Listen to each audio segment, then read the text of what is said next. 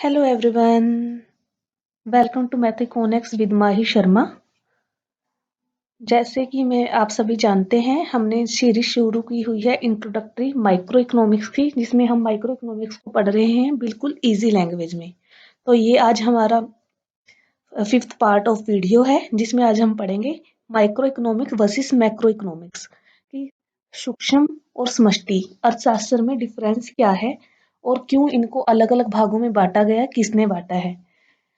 आप सभी से रिक्वेस्ट है, कृपया नोटबुक और पेन लेके बैठें ताकि आप इम्पोर्टेंट इंफॉर्मेशन को नोट डाउन कर सकें। तो देखिए, जो माइक्रो इकोनॉमिक्स है उसका मतलब क्या होता है? सूक्ष्म अर्थशास्त्र। सूक्ष्म अर्थशास्त्र को हिंदी में व्यष्टि अर्थशास्त्र भी बोला जाता है।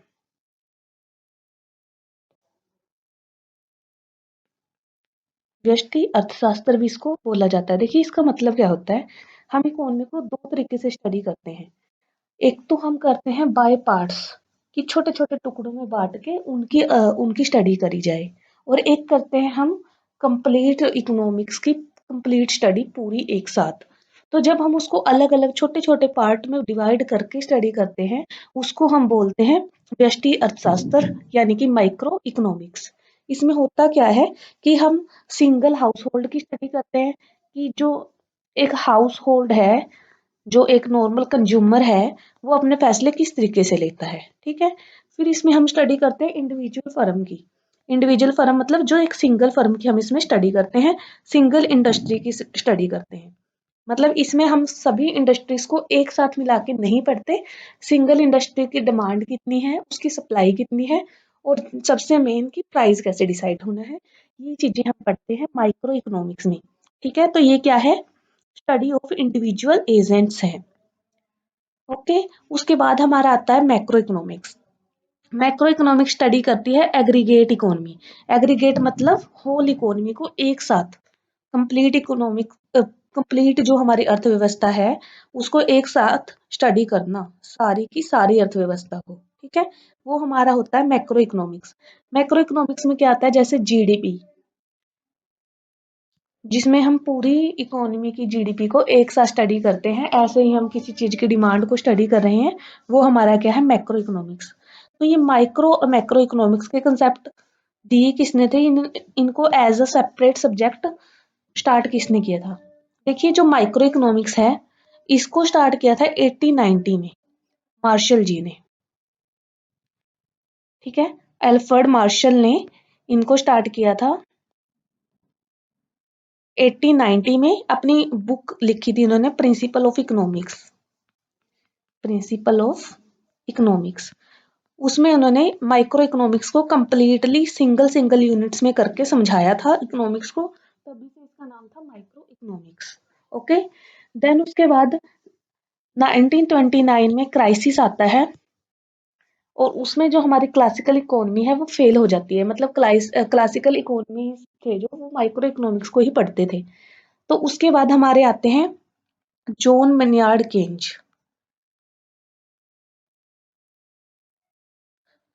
केन्ज, ठीक है। इन्होंने स्टार्ट की थी मैक्रो इकोनॉमिक्स की। इन्होंने पूरे कंसेप्ट को एज अ होल पढ़ना शुरू किया था, एग्रीगेट डिमांड और एग्रीगेट सप्लाई को पढ़ना शुरू किया था। इनकी जो बुक आई थी वो आई थी 1936 में। इनकी बुक कब आई थी? 1936 में। और इनकी बुक का नेम क्या था? 1936 में जो इनकी बुक आई थी वो थी the general study of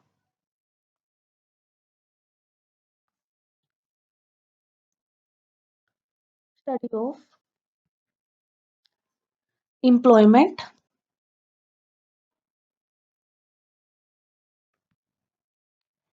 and employment wage and money. ये इनकी बुक का नेम था।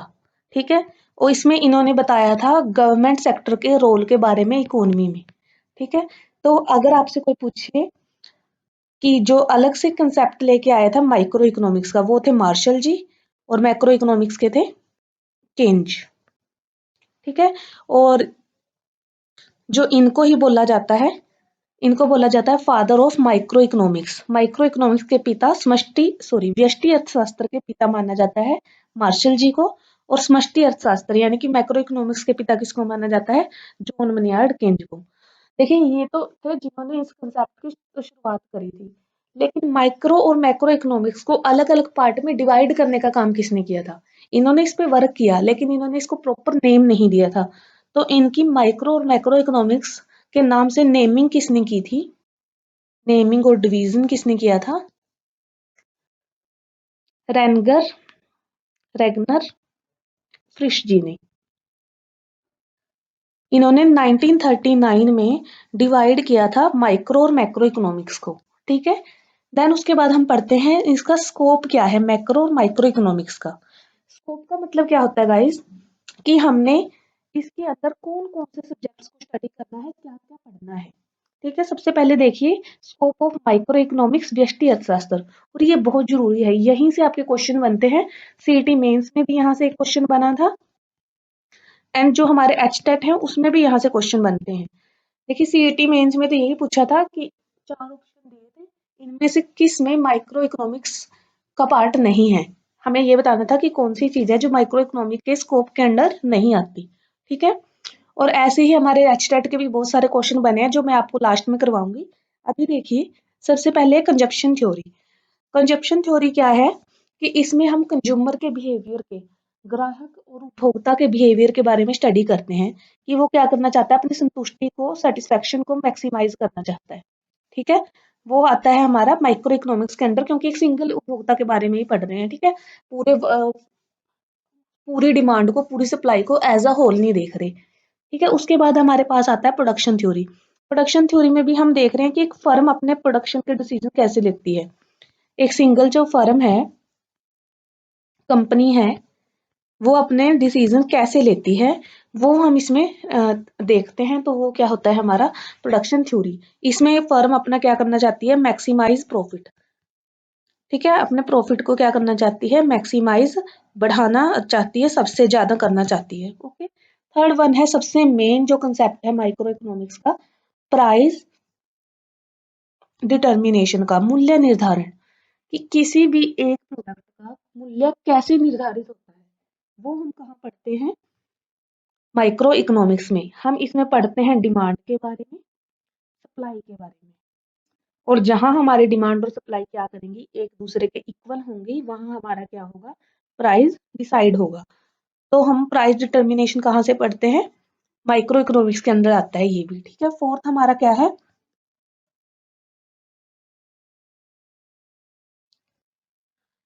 Market structure. मार्केट स्ट्रक्चर में क्या आता है, कि किस टाइप का मार्केट हमारे यहाँ पर प्रेजेंट में है, उसको भी हम कहाँ से पढ़ते हैं, माइक्रो इकोनॉमिक्स के स्कोप के अंदर ही पढ़ते हैं। इसमें चार टाइप के आपके मेन मार्केट आते हैं, पूर्ण प्रतियोगिता, परफेक्ट कंपटीशन, ठीक है। देन हमारा सेकंड आता है इसमें मोनोपोली। मोनोपोली मतलब एकाधिकार, एकाधिकार। थर्ड आपका आता है इसमें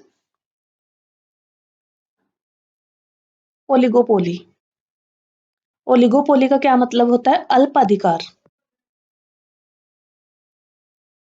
एंड लास्ट में हमारा आता है मोनोपोलिस्टिक कंपटीशन।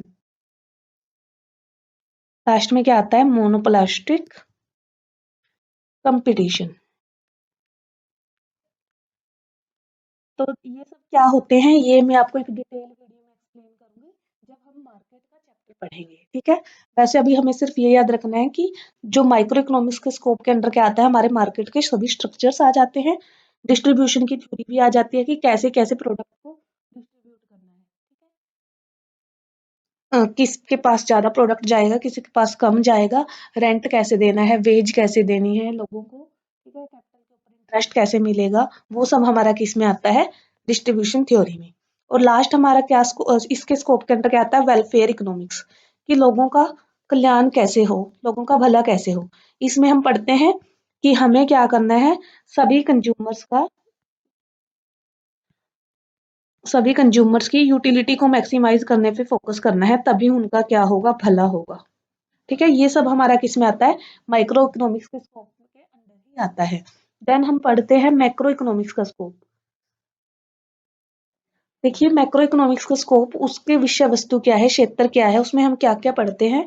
पहला है हमारा नेशनल इनकम एनालिसिस, राष्ट्रीय आय। देखिए उसमें हम सिर्फ एक कंज्यूमर की इनकम, उसकी टेस्ट के बारे में बात कर रहे थे, यहाँ हम हर कंज्यूमर को मिला के, मतलब जितने हमारी पॉपुलेशन है सबकी मिला के जितनी इनकम है ना, नेशनल इनकम, उसका एनालिसिस करते हैं। तो इसमें हमारे जीडीपी, एनएनपी, ये सब चीजें आ जाती हैं, ठीक है।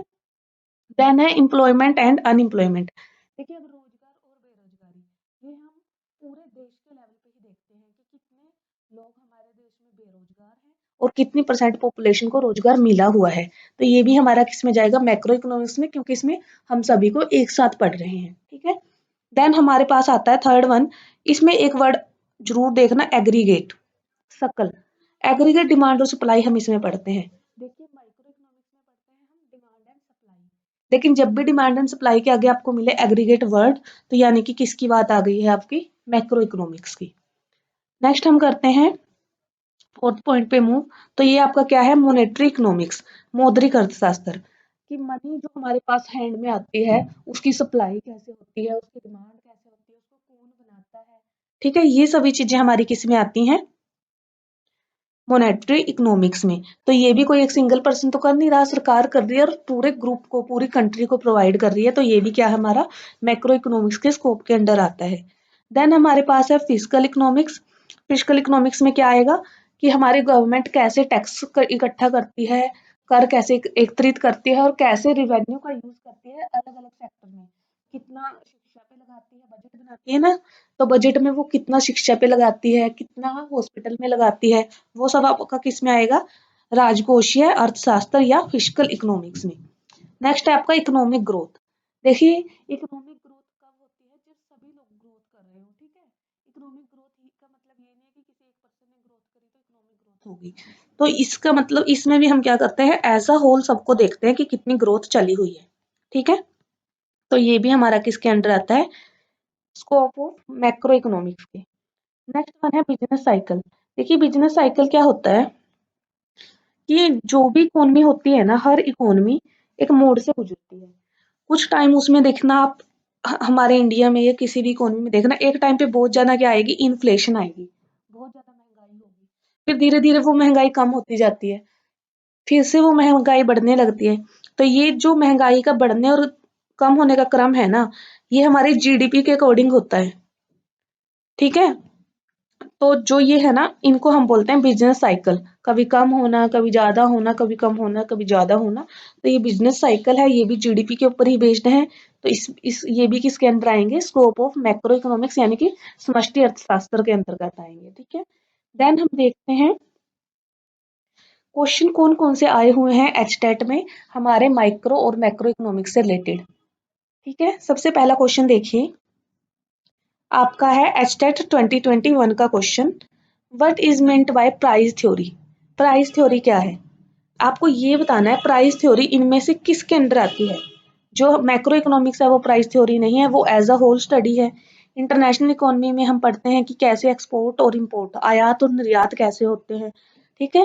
डेवलपमेंट इकोनॉमिक्स में हम ये पढ़ते हैं कि इक्वालिटी के साथ साथ जीडीपी कैसे इंक्रीज की जाती है, वो हमारा किस में आता है, डेवलपमेंट इकोनॉमिक्स में आता है। जो प्राइस थ्योरी होती है, मतलब प्राइस कैसे डिसाइड होता है किसी प्रोडक्ट का, वो किस में आता है, माइक्रो इकोनॉमिक्स में आता है। यानी कि माइक्रो इकोनॉमिक्स को हम प्राइस थ्योरी के नाम से भी जानते हैं, ठीक है। देन नेक्स्ट वन हमारे पास, इसको हिंदी में भी एक बार देख लीजिए, मूल्य सिद्धांत, प्राइस थ्योरी, एक मिनट, मूल्य सिद्धांत प्राइस थ्योरी का अर्थ क्या है, उसका अर्थ है व्यष्टि अर्थशास्त्र या सूक्ष्म अर्थशास्त्र, ठीक है। ये किस में आता है, प्राइस थ्योरी में। देन उसके बाद नेक्स्ट क्वेश्चन पे मूव करते हैं। देखिए क्वेश्चन आया था आपका एस्टेट 2023 में, which of the following question is not related to microeconomics. Same इसी टाइप का क्वेश्चन आपका सीईटी मेंस में भी आया था, सेम क्वेश्चन, ठीक है।